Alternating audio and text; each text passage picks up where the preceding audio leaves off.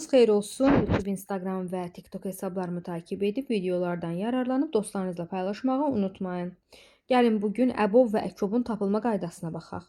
Əvvəlcə bizə verilən ədədləri sadə vurğulara ayıracağıq. 40-ın sadə vurğuları 2-yə bölünür, 40 20 qalır.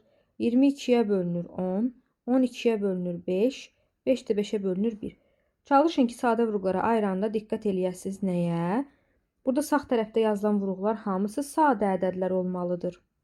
75-in sadə vurğuları 3-ə 25, 5-ə 5, 5-ə 1. Əbubu tapanda ortaq olan vurğuları seçirik. Ortaq olan vurğular yalnız 5-lərdir. O zaman 5-lərin biri yazılacaq.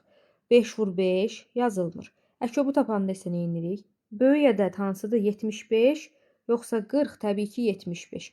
75-i vururuq 40 ədədində yerdə qalan vurğulara.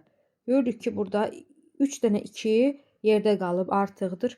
75-i vururuq. 2 vur. 2 vur 2. Düzgün cavab 600 olacaq. Deməli, əbobumuz 5, əkobumuz isə 600 olar.